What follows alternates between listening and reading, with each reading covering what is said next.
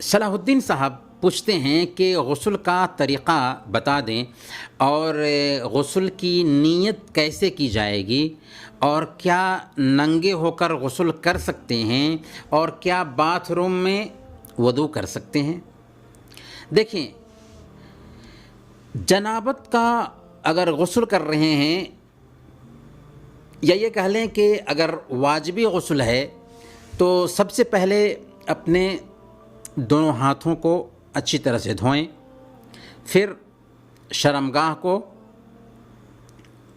بائیں ہاتھ سے اچھی طرح سے دھوئیں، اس کے بعد بائیں ہاتھ کو زمین پر رگڑ لیں، پھر کلی کریں، ناک میں پانی ڈالیں، چہرہ دھوئیں، کوہنیوں تک دونوں ہاتھ کو دھوئیں، اس کے بعد سر پر پانی ڈالیں، اس طرح کہ بالوں کی جڑوں تک پانی کو پہنچائیں، 3 بار ایسا کریں،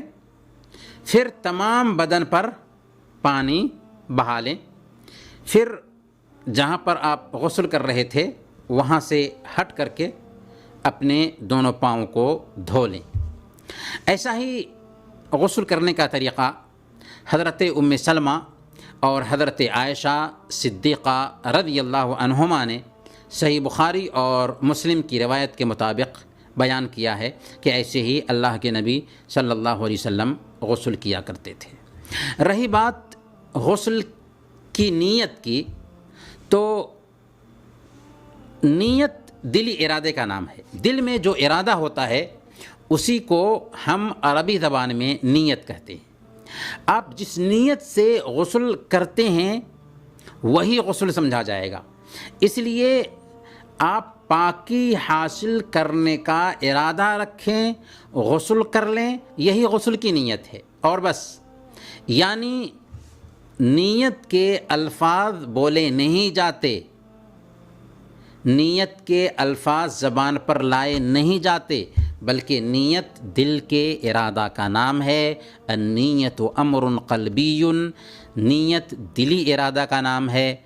اللہ کے نبی صلی اللہ علیہ وسلم اور صحابہ کرام سے نیت کے الفاظ ثابت نہیں ہیں، نہ تو غسل میں، نہ تو نماز کی ادائیگی کے وقت، اور نہ ہی کسی بھی عبادت میں نیت کے الفاظ بولنے کے لیے نہیں ہوتے، بلکہ نیت دلی ارادے کا نام ہے۔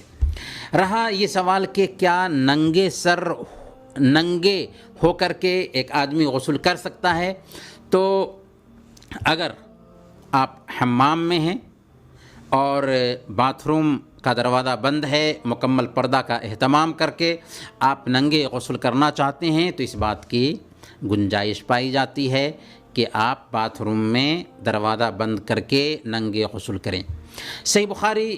میں امام بخاری رحمۃ اللہ علیہ نے حضرت موسیٰ علیہ السلام اور حضرت ایوب علیہ السلام کے برہنہ غسل کرنے کا قصہ بیان کیا ہے، جس سے مقصود یہ ہے کہ ایک آدمی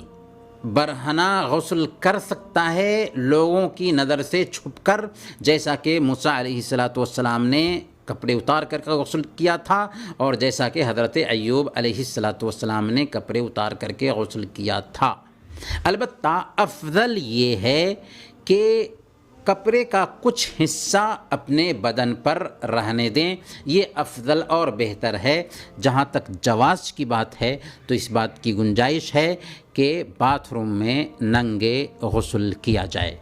یہ سوال بھی انہوں نے پوچھا ہے کہ کیا باتھ روم میں وضو کر سکتے ہیں؟ تو اگر باتھ روم